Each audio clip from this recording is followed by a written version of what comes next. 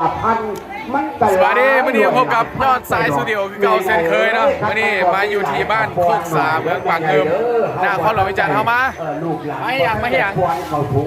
มาเห็นหงทานน้ำแต่ว่าผู้ใดอยู่ใกล้บริเวณเอาแม่บ้านโคกสาเมืองปากเกิมแล้วก็สามารถมาดื่มน้ำพวกเขาได้โอ้มีหลากหลายรสชาติมาดิเจ้าหักเต่าแก่คือว่าเต่าแก่นี่ก็คือค่ะนอกจากมีน้ำดื่มน้ำสีสันหลากหลายมีน้ำแดงน้ำส้มแล้วก็มีฮอตน้ำอ้อยมีน้ำนางเอกฮอตมาแม่ไม่กินพักทานจังเป็นดีน้อยเจ้าเอามื้อนี้เขาเฮ็ดมาจากลิตรเนาะรวมทั้งหมดเลยรวมทั้งหมดฮะ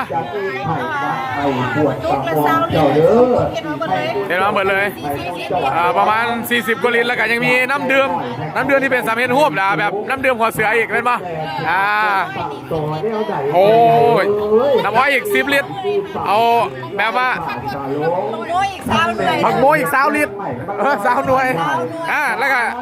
เอาแบบว่าเขากินกันแบบเบาหวานขึ้นเลยมาเมื่อนี้กามา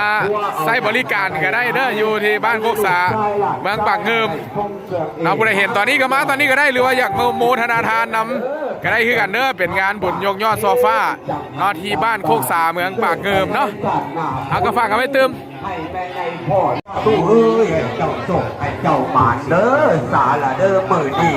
อย่ามีไข่ป่วยโซเด้อเป็นเจ็บโตหรือปวดท้องเจ็บสันหลังปวดปลาไหล